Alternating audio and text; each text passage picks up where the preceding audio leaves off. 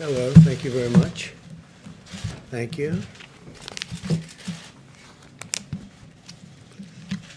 Today, Johnson & Johnson announced that their vaccine candidate has reached the final stage of clinical trials. This is record time. This is the fourth vaccine candidate in the United States to reach the final stage of trials. So we have four candidates already at a very late date, late being a very positive word in this case. Earlier this year, Johnson & Johnson anticipated that they would reach phase 1 trials by September, but due to our support under Operation Warp Speed and to some of the incredible scientists involved, they've reached phase 3 trials by September, far ahead of schedule. We encourage Americans to enroll in the vaccine trial. It's not only interesting, it'll be a terrific thing for our country. We encourage everybody to enroll, as many people as we can. Today, my administration announced that we are awarding $200 million of CARES Act funding to all 50 states to prepare to distribute the vaccine to high-risk residents, and we want to do that the instant it is approved, not the following day, but the following moment. And so we're going to be doing that, and we'll be distributing, getting it ready, because we have some great vaccines going to be coming out through Operation Warp Speed. We also continue to accelerate life-saving therapies. We're seeing promising results that are monoclonal antibody treatments, which help the immune system fight the virus and help very significantly, we're finding, can reduce hospitalizations now by more than 70%. By cutting red tape and unleashing America's medical genius, we've reduced the fatality rate 85% since April. For individuals under 50, they have a 99.98% rate of survival from the China virus. That's a number that's been really increasing substantially with time. As children go back to school, we're encouraged that early research shows only a small degree of spread. Brown University conducted a study of more than 550 schools across 46 states and found that only 0.076% of students had confirmed cases of the virus. That's a tiny percentage. And only 0.15% of teachers had confirmed cases. Patients coming to the emergency room due to the virus is down to only 1.6% of all emergency room visits, the lowest since the pandemic began. 1.6% emergency room visits. As far as protecting the vulnerable is concerned, we provided over $21 billion to our nursing homes, and we are really focused on the nursing homes, everybody, and including our governors. We have governors are working very closely with the task force and with the vice president and everybody involved. We've sent rapid testing devices to nearly 14,000 certified nursing homes in the country. This week, we're sending hundreds of thousands of additional rapid tests to nursing homes to ensure they can test staff regularly. And the staff now is being tested on a very, very powerful and on a regular basis, but very strongly at the finest level, the highest level, and the best tests. We're encouraged that the number of Americans getting the flu vaccine is increasing by roughly 50% compared to last year. It's substantially up. The flu, when it's mixed with COVID or China virus, is going to be very interesting to see what happens, but that can drive numbers, and we just don't know what that will be yet, but you'll have flu numbers and you'll have some COVID numbers. I think we're rounding the turn very much. You see what's happening in Europe, however. They have a very big spike. Countries that we thought were doing well aren't doing well. They had some very big spikes, a very big surge. Months ago, we increased our nation's procurement of the flu vaccine by 66%, and we ask Americans to go get their annual flu shot as early as possible. It's possible, I would imagine, Scott, that the flu can get mixed up with the virus, and people can think it's the virus when actually it's another flu season coming on. I don't know. I hope they can keep them separate. Can they keep them separate? We hope so. I doubt they will. It's going to be a very interesting time. But we have a flu season coming up. We've had some flu seasons which are really massive over the years, over many years, and we have some that are much less so, but it's still significant. So I hope they can separate them because it's pretty close. In the past 4 months, we've created 10.6 million jobs. We cut unemployment rate nearly in half. The unemployment rate is cut nearly in half. Larry Kudlow is here. He'll be discussing that in a little while.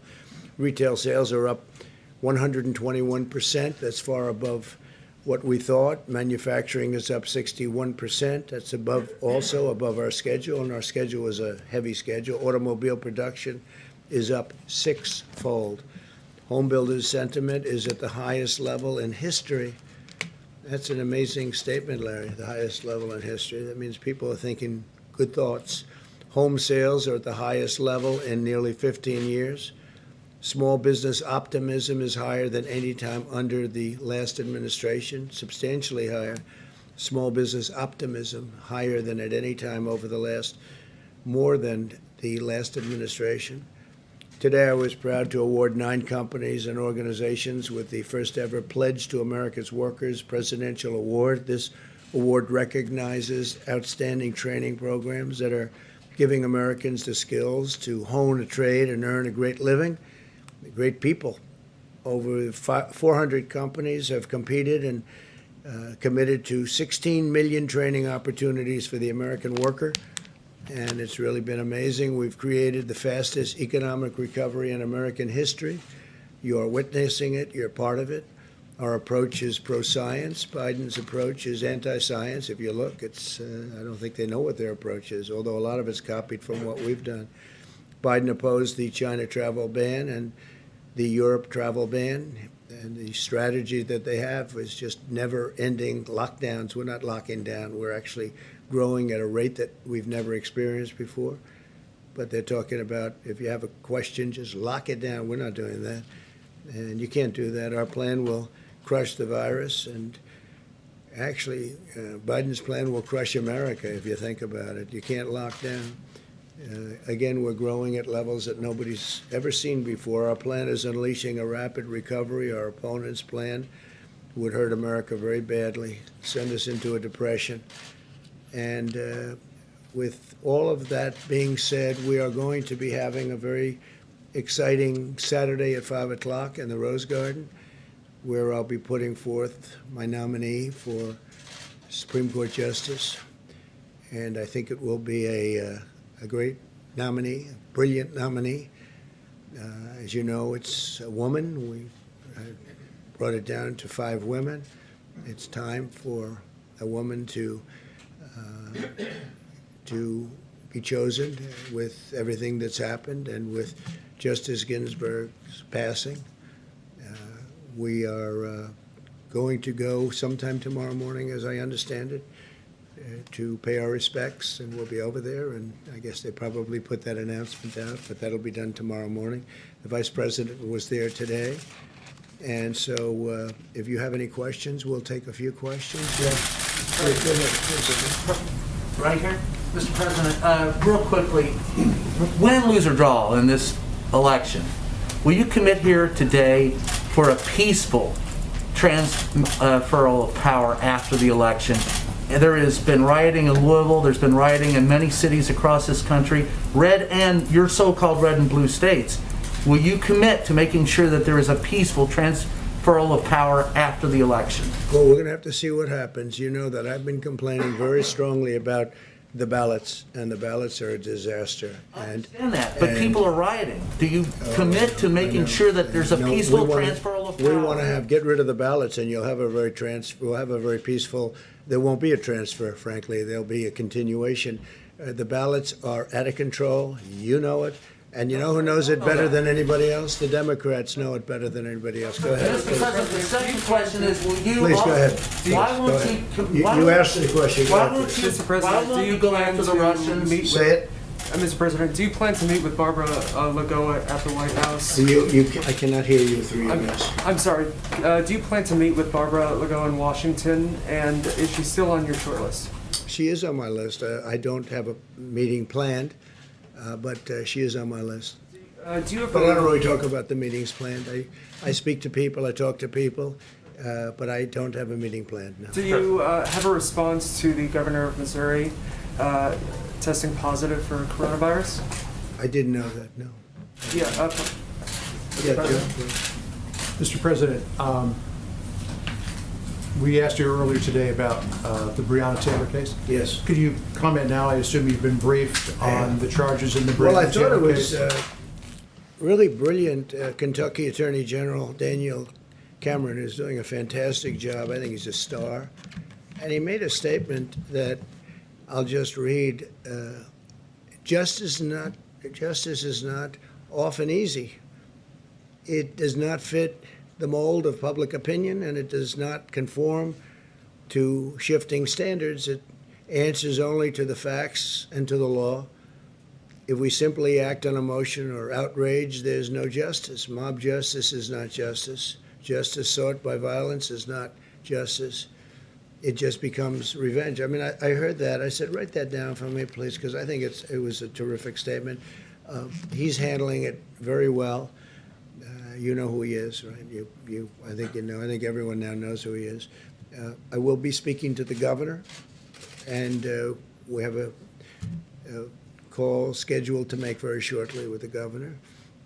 I understand he's called up the National Guard, which is a good thing. I think it's a very positive thing, and it'll all work out. Can I just follow on your Supreme Court nominee?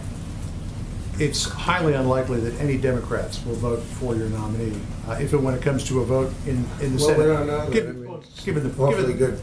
Given the posture, Pretty good candidate. I think that's a pretty safe assumption.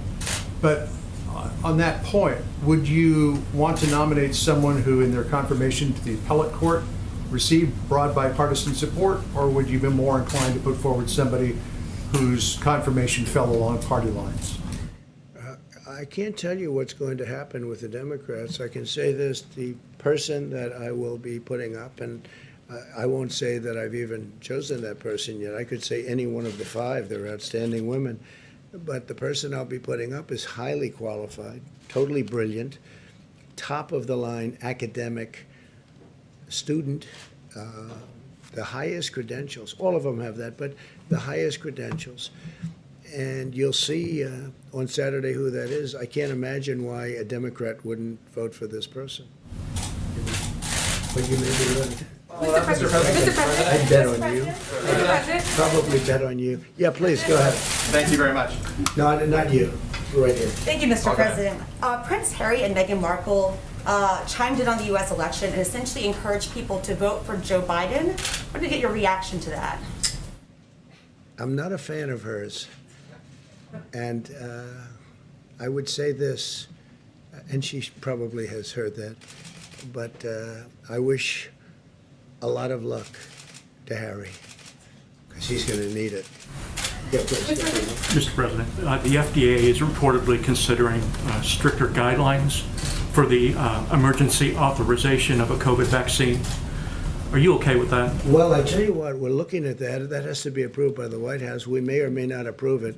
That sounds like a political move, because when you have Pfizer, Johnson & Johnson, Moderna, these great companies coming up with the vaccines, and they've done testing and everything else, I'm saying, why would they have to be, adding great length to the process? We want to have people not get sick. The vaccine is very important. It's the final step. I believe it's going to be the final step. And no, we're looking at that, but I think that was a political move more than anything else. Follow up on that, sir. It's designed to improve trust in the vaccine. Do you think that's not needed? Well, I have tremendous trust in these massive companies that are so brilliantly organized in terms of what they've been doing with the tests. I mean, I don't know that a government as big as we are could do tests like this. We've made it possible for them to do the tests in rapid fashion. But when they come back and they say that we have something that works and absolutely works, and they're coming back with great numbers and statistics and tests and everything else that they have to come back with, I don't see any reason why it should be delayed further, because if they delay it a week or 2 weeks or 3 weeks, that's a lot of lives you're talking about. Scott, would you agree with that, or how do you feel about that? Please, Scott. Yeah, thanks. Yeah, I mean, there is no, I think that people don't understand what's going on with Operation Warp Speed. It's unprecedented what's happened here. A typical vaccine takes roughly 4 years or so.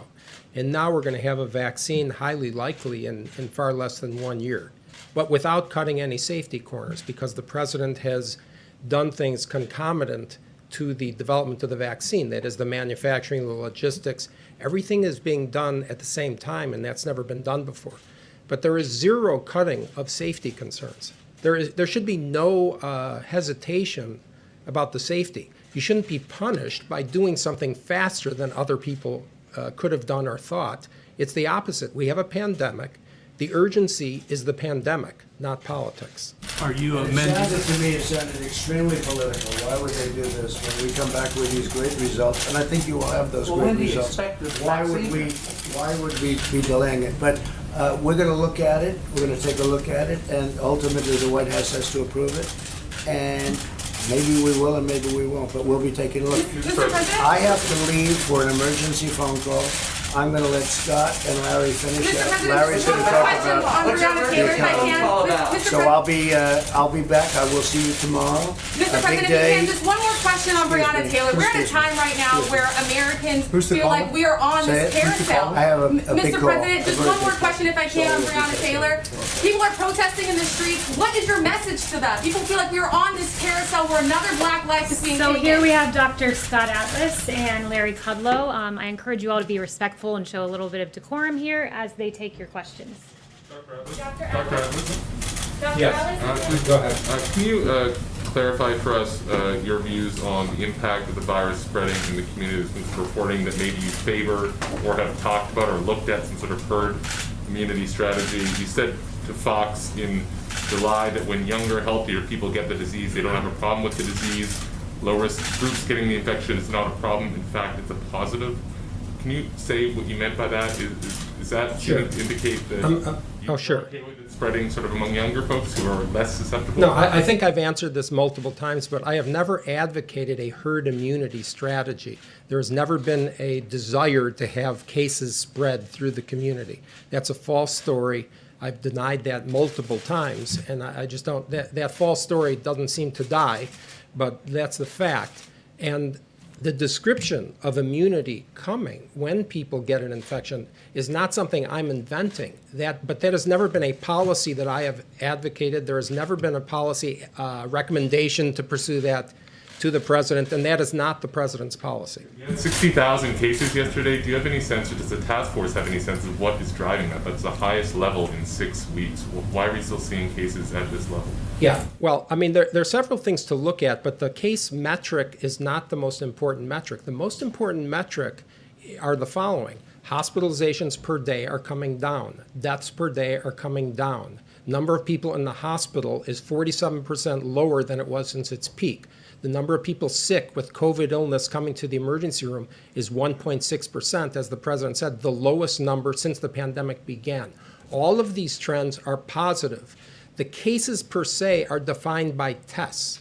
If I tested 1 million people, I would see more cases. The only thing that counts are the problems with the cases. So when we see that hospitalizations per day are coming down, people are not dying as much. These are all very positive trends, and that's exactly what we want to see. Dr. Atlas? What do you expect? Go ahead. Dr. Atlas? Yeah. Dr. Atlas, is there any bad blood between you and Dr. Deborah Birx?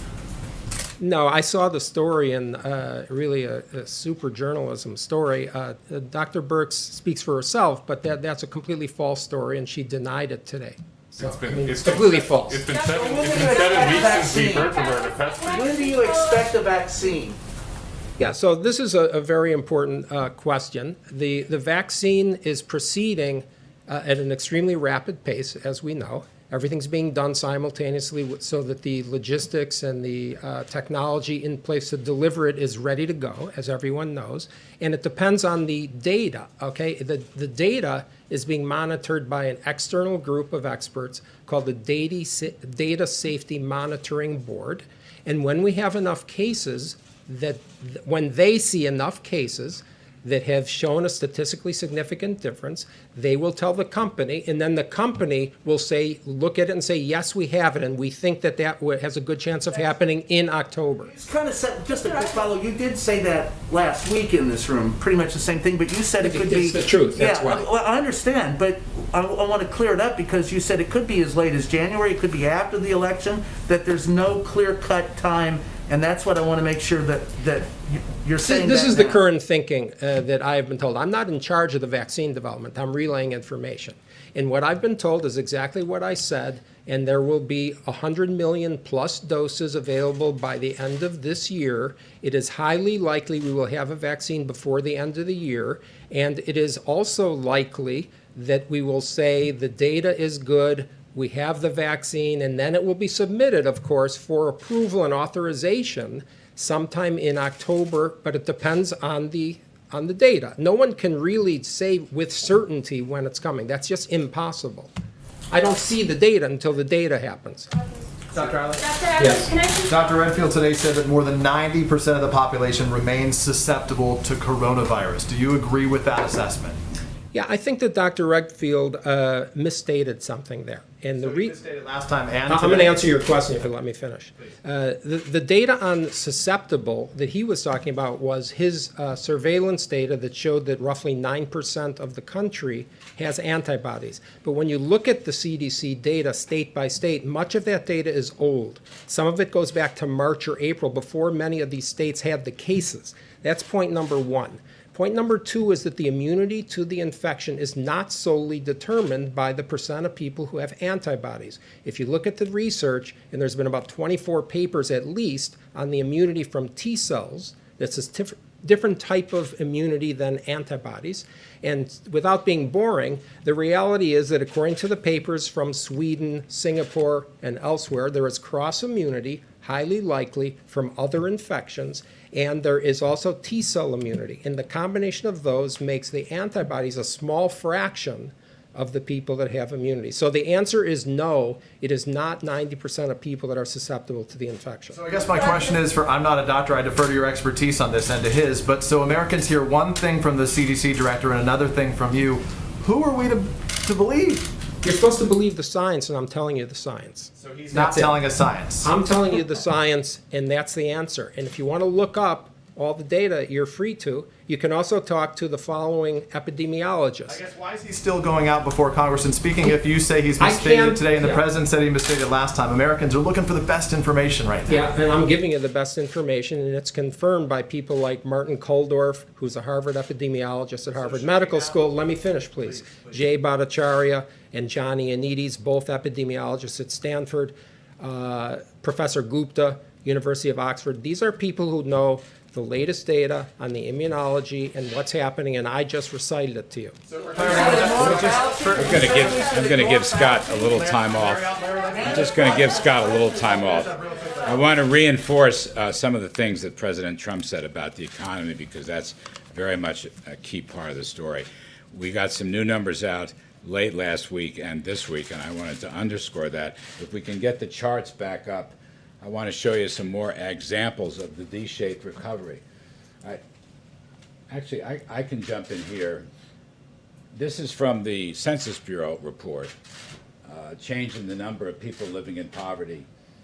During President Trump's first 3 years pre-pandemic, 6.6 million fewer people, 6.6 million fewer people were living in poverty. What's the number post-pandemic? And the What's the number post-pandemic? well, we'll have to wait and see on that. We're just More beginning. accurate. Would that be more accurate? Let me go to the under the Obama years. 787,000 people moved into poverty. So that's a problem. And we have the second chart. Isn't that an We old can chart? get though? up. No, this is a brand new. This stuff just came out late But last what do week. you want It to says have? through What's happening 2019. right now? If I may, okay.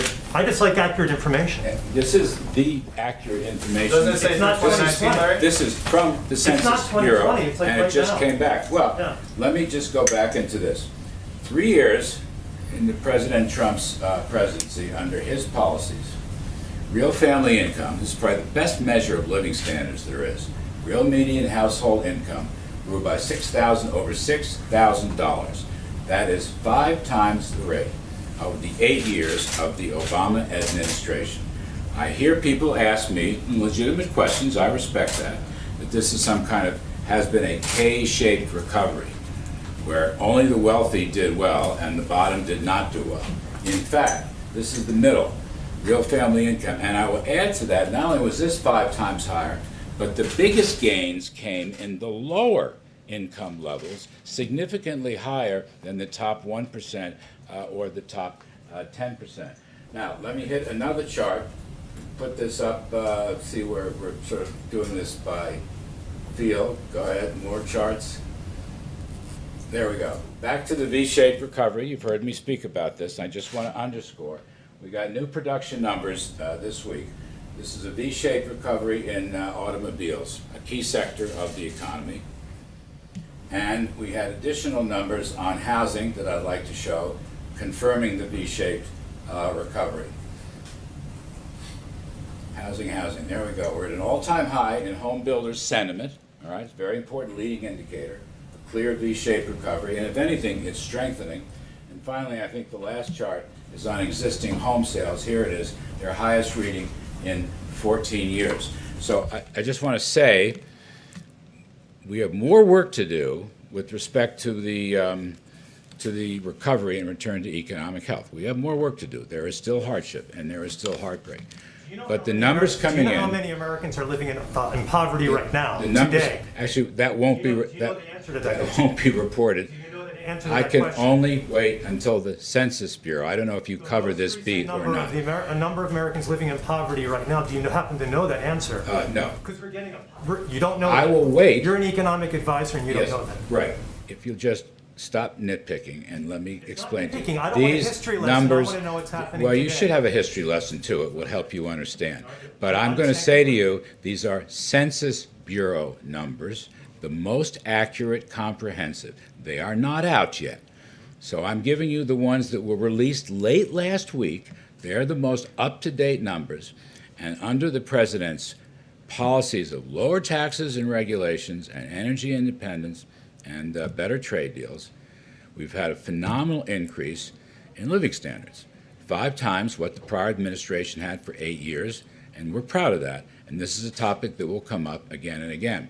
Second point I want to make is while living standards went up, poverty went down and inequality went down. So the notion that under President Trump only the top end benefited is simply not true. These are facts from the Census Bureau, and they are backed up by many other facts that we've talked about, as I've discussed with those of you. And then finally, the V-shaped recovery. We've got more work to do on unemployment and employment, no question about that. I think this is a self-sustaining recovery, as I've said. We would welcome some additional assistance in targeted areas, particularly getting back to school and working on COVID-related safety precautions and health precautions. We'd love to see an extension of the small business loans, the PPP program. But the recovery itself continues to move ahead nicely. We're in the right direction, and this is no time to change policies. Yes, ma'am. Go ahead, please. Could you comment on a pending stock deal that's going to be taking place in IPO in the Hong Kong stock exchanges and technology group? They could raise as much as $40 billion, potentially the largest IPO in history. There have been a lot of national security concerns, a lot of human rights concerns about the technology used potentially to suppress the Uyghur people. What is the administration's position on the Ant Technology Group IPO? I'm going to reserve comment on the deal itself, but I will add to your question. We are examining all these deals and publicly held companies, China-based companies, that may list on our exchanges. We are examining them with respect to transparency, possible fraudulent accounting. This comes from a financial working group report. And we've given them 1 year to shape up and get their books in order, including their backdrop books, their supporting papers, to prove to the Public Accounting Board and the SEC that they are safe for American investors. I'll withhold comment on that particular deal. Yes, sir. Today in California, the governor issued an executive order designed to move the state to the point where there will be no gas-powered vehicles sold by 2035.